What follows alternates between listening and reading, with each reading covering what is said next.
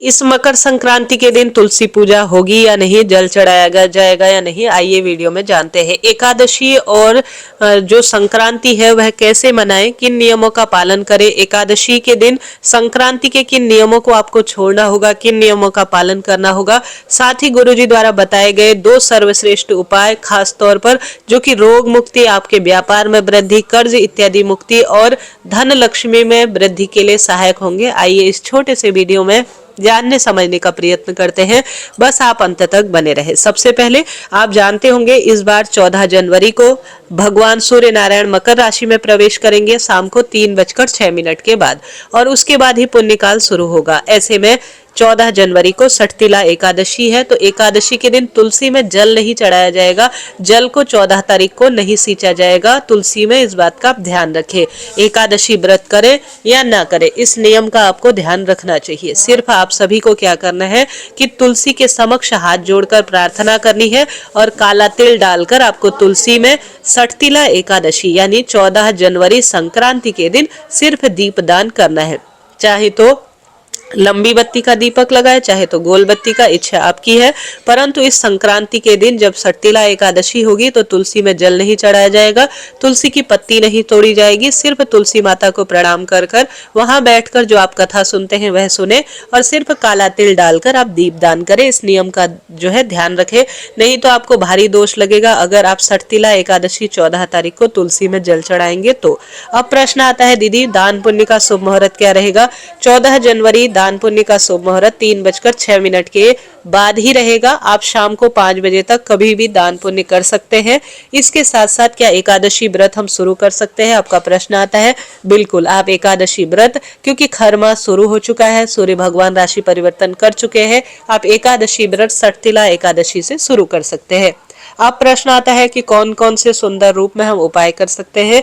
ध्यान से सुने। जैसे कि आप जानते होंगे अधिकतर क्षेत्रों में 14 जनवरी 2026 को ही एकादशी और जो संक्रांति है, जो सबसे सुंदर संक्रांति है, वह मनाई जा रही है। हालांकि कई क्षेत्रों में 15 तारीख को भी अपने क्षेत्र अनुसार मनाई जा रही है। आप 15 तारीख को मनाते हैं ना, तो भी कोई दोष नहीं है। सभी के क्षेत्र स्थानों पर सूर्य अस्त और सूर्य उदय का समय थोड़ा अलग होता है, उसी के अनुसार अलग अलग पंचांगों में यह बात लिखी हुई है। परंतु अधिकतर क्षेत्रों में अधिकतर गुरुजनों ने, जो ज्ञानी जन है, हमसे भी ज्यादा जानते हैं, सभी ने 14 तारीख का ही वर्णन किया है, क्योंकि इसके पीछे कारण है कि 14 तारीख को 3:06 पर भगवान सूर्य नारायण राशि परिवर्तन करेंगे और पुण्य काल हमेशा 16 घंटे पहले शुरू हो जाता है, तो इस कारण से 14 तारीख को ही करना शुभ रहेगा। हालांकि यहाँ पर क्षेत्र विशेष के अनुसार कार्य कीजिए। अगर आपके यहाँ जो पंचांग निकलते हैं, आपके यहाँ जो मंदिर है जहाँ आप गुरुजन को, कुल देवता, आपके कुल पुरोहित है,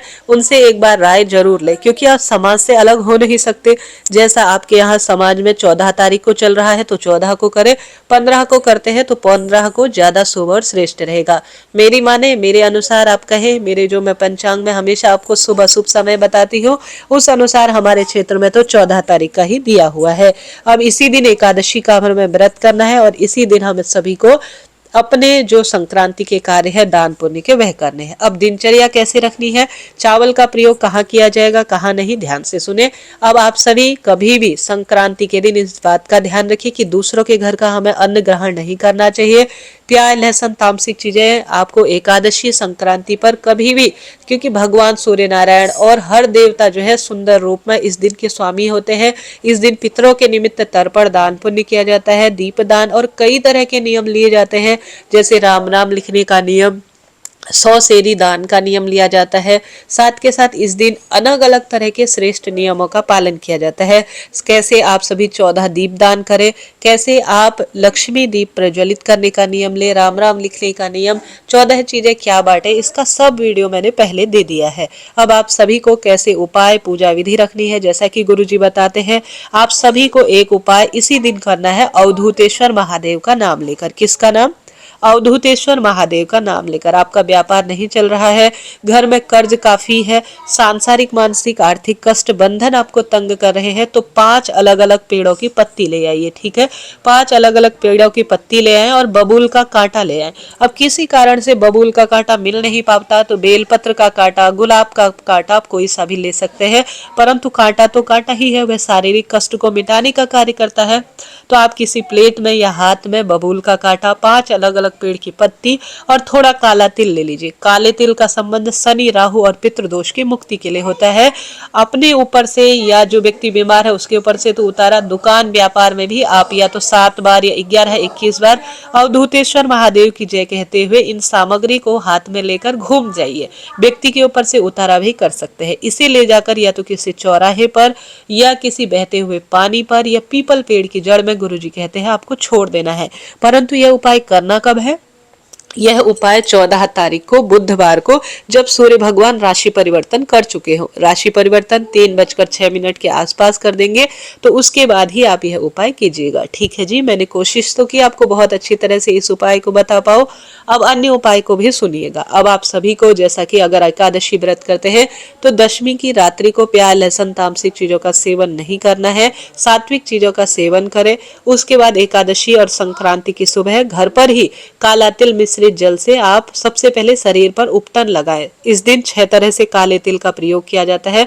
काले तिल को किसी चीज में आप पीस ले, उससे शरीर को उपटन करें। उसके बाद नहाने के पानी में थोड़ा काला तिल और गंगा जल, इस दिन पवित्र नदी में ना स्नान करने का बड़ा महत्व है, परंतु ऐसा ना हो पाए ना तो आप घर पर ही काला तिल और गंगा जल मिश्रित जल से स्नान करें। तो पहला तो उपटन रूप में, दूसरा स्नान रूप में आपको प्रयोग लेना है, तीसरा लेना है पितरों के निमित्त तर्पण के लिए और जलदान के लिए। देखिए, तर्पण तो सबके बस की बात नहीं रहती, परंतु जल के लोटे में काला तिल, जौ, कुशा घास डालकर दक्षिण दिशा के मुख कर सभी को ओम सर्व पितृदेवाय नमो नमः ऐसा कहते हुए आपको दक्षिण दिशा की ओर मुख करते हुए सूर्य नारायण भगवान को जल समर्पित करना है। साथ ही सूर्य भगवान का दिन है, तो आप सूर्य भगवान को भी लाल चंदन के साथ, लाल पुष्प के साथ जल चढ़ाए। ठीक है, और आप आदित्य हृदय स्रोत का पाठ करते हैं तो उत्तम उत्तम परिणाम इसका मिलता है। ठीक है, यह कार्य हो गया। उसके बाद आप दान के लिए जो 14 सामग्री या कोई भी मात्र सीधा निकालते हैं या आप कुछ भी सामग्री लेते हैं, तो आपको नहाने के बाद जब सूर्य पूजा आप कर लेंगे, घर के मंदिर में आप पूजन पाठन कर लेंगे, तो आपको तुरंत ही दान के लिए सामग्री को अलग कर लेना है। ठीक है, जो भी दान करेंगे दाहिने हाथ में जल लीजिए और 2 बार आप सभी या 3 बार जो है जितना आपसे हो, या कोई कोई एक ही बार जल को घुमाते हैं, जिसे मनस्ना कहते हैं या संकल्प कहते हैं, घुमाकर जमीन पर छोड़ दीजिए। कहें कि हे प्रभु, आज मैं मकर संक्रांति के उपलक्ष्य में यह दान करने जा रही हूँ, अपनी क्षमता शक्ति सामर्थ्य अनुसार इसका सुंदर परिणाम हमें दे दीजिए। ऐसी प्रार्थना करते हुए आप दान की सामग्री को अलग रख दीजिए। जब सूर्य भगवान राशि परिवर्तन कर देंगे, जो मैंने शुभ समय बताया एकादशी का, नहीं तो 15 तारीख को भी, अब द्वादशी के दिन संक्रांति भी है, उसी दिन भी कर सकते हैं दान। चाहे तो 14 को करे 3 बजे बाद, चाहे तो 15 को करे, परंतु आप सामग्री निकालकर 14 को ही रख दीजिएगा। ठीक है, इसके बाद आप सभी को शिवलिंग पर एक काला तिल 1 मुट्ठी जरूर चढ़ाना है। साथ ही गंगा जल मिश्रित जल जरूर चढ़ाना है। स्वधा स्वधा स्वधा 3 बार जरूर बोलना है। साथ के साथ तुलसी की लकड़ी का दीपक भी अपने घर के मंदिर में जरूर से कीजिएगा। अब प्रश्न आता है, दीदी हम चावल का प्रयोग कैसे करें? देखिए, 14 तारीख को चावल का प्रयोग पूजा में भी नहीं होगा, भगवान को भोग लगाने के लिए भी चावल का प्रयोग नहीं किया जाएगा। अब खिचड़ी जो है या कहीं कहीं पर इस दिन चिवड़ा इत्यादि खाने का प्रावधान है, तो यह 14 तारीख को बिल्कुल नहीं होगा, क्योंकि इस दिन सिर्फ काले तिल का आप भगवान को भोग लगाएं और गुड़ के लड्डू, काले तिल के लड्डू का ही भगवान को भोग लगाए, इस बात का ध्यान रखें। 15 तारीख को द्वादशी मिश्रित संक्रांति रहेगी, एकादशी व्रत को खोला जाएगा, तो 15 तारीख को ही हम सभी को चावल और जो तिल होते हैं और साथ ही उड़द या मसूर की दाल, या मसूर नहीं, माफ करें, मसूर अशुद्ध होता है, आप सभी को या तो चने की दाल या जो उड़द की दाल होती है, या आप सभी ले सकते हैं जो हमारे पास अन्य शुद्ध सात्विक दालें होती हैं, उनको आप डालकर घी के साथ जो है सुंदर खिचड़ी बनाएं और उसके बाद खिचड़ी को आप भगवान को द्वादशी को 15 तारीख को भोग लगाइएगा और खिचड़ी को आप दान भी 15 तारीख को ही कीजिएगा। हालांकि कई लोगों का ऐसा मानस होता है, ऐसा मत होता है कि हम आज एकादशी का ध्यान नहीं करेंगे, हम सिर्फ ध्यान करेंगे क्योंकि बाढ़ से बड़ा त्योहार होता है। त्योहार 14 तारीख का है तो हम सभी आज सिर्फ संक्रांति का मान करेंगे। तो यह आपकी इच्छा है, आप स्वतंत्र है, परंतु मेरी माने तो मैंने तो आज तक यही देखा है, एकादशी के दिन हम पूजा में, खाने में, स्पर्श में चावल प्रयोग नहीं करते, तो हम नहीं करेंगे। हम करेंगे 15 तारीख को खिचड़ी का दान, भगवान को भोग और एकादशी व्रत पारण के समय खिचड़ी का प्रयोग। ठीक है जी, मैं अपनी बात आपको बता दी है। आशा है, उम्मीद है आप समझे होंगे। अब आप सभी को जैसे कि इस दिन सुंदर रूप में भगवत भजन करना है, 14 बार राम राम सभी से कहना है या श्री शिवाय नमस्तुभ्यम कहना है। गुरुजी कहते हैं यह दान साल का सबसे बड़ा दान होता है। साथ ही गुरुजी कहते हैं इस दिन मकर संक्रांति के दिन एक लड्डू लीजिए, तिल का बना हुआ लड्डू, उसे एक सिक्के जो है तिल के लड्डू में एक सिक्का आपको छुपाना है, जिसे गुप्त लक्ष्मी दान कहना है और सुंदर रूप में बिना किसी को बताए किसी मंदिर में, किसी लक्ष्मी नारायण मंदिर या किसी महादेव के मंदिर में चुपचाप इसे दान में दे आना है। तो यह कार्य भी आप करें। जो पहला मैंने बीच में अवधूतेश्वर महादेव वाला उपाय बताया वह है, और यह जो संक्रांति पर गुप्त सिक्के वाला उपाय है, यह आप इस तरह से इन चीजों का दान करें। मैंने पूरी बात आपको बताई। तो आप दीप दान कर सकते हैं, जैसे 14 की संख्या में, भगवान नाम जाप कर सकते हैं, शिव पूजा और श्री नारायण की पूजा, पवित्र पीपल, आंवला, बड़, इन वृक्षों का सिंचन करें, सुंदर हरि कीर्तन करें, खूब सुंदर रूप में तिल और गुड़ का दान करें, गौ सेवा करें, गौ माता के किसी गौशाला में या गौ माता को आप भोजन करा सकते हैं। ऐसा नहीं कि भोजन को आप स्पर्श नहीं करेंगे, गृहस्थ जीवन में ऐसा संभव ही नहीं है, पति बच्चे सबको खिलाना पड़ता है, उनको खिलाएं और साथ ही गौ माता को भी हरा चारा गुड़ इत्यादि खिलाएं। जो आपके यहाँ रिवाज है दान पुण्य का वह करें।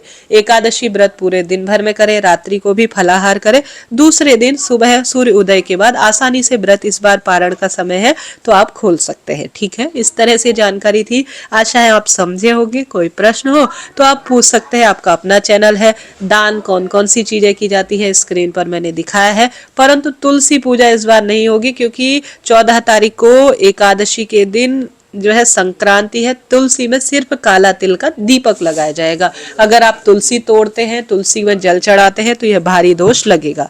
राधे राधे, हरे कृष्ण। कोई प्रश्न हो पूछिएगा।